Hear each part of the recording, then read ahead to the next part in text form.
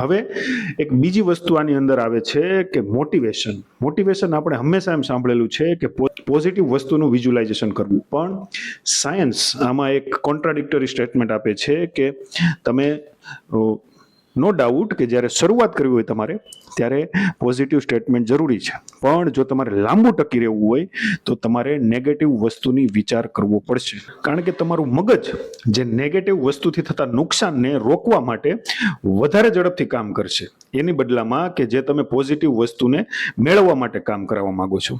તો તમે સમજો કે તમે કોઈ વસ્તુ મેળવવા માંગતા હોય તો તમે એનું પોઝિટિવ વિઝ્યુલાઇઝેશન કેવું થાય કે મને આ વસ્તુ મળી ગઈ છે અને હું એની દુનિયામાં રમું છું. મોટા ભાગના મેનિફેસ્ટેશન કે વિઝ્યુલાઇઝેશન આપણને આવું કરવાની સલાહ આપે છે, પણ સાયન્સ એમ કહે છે કે આ વસ્તુ કરવાથી તમે ઇનએક્ટિવ થઈ જશો.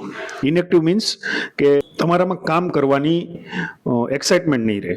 પણ જ્યારે તમે એવું વિચારશો કે જો હું આ કામ નહીં કરું તો 1 વર્ષ પછી મારી હાલત શું થશે, તો આ વિચારથી મીન્સ કે આવું નેગેટિવ વિઝ્યુલાઇઝેશન કરવાનું છે કે હું આ કામ નહીં કરું તો મને શું નુકસાન થશે આવતા 1 વર્ષમાં, કે મારી જિંદગીભર મારે શું પરિણામ ભોગવવા પડશે.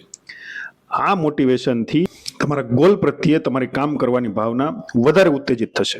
માટે નેગેટિવ વિઝ્યુલાઇઝેશન પણ અત્યંત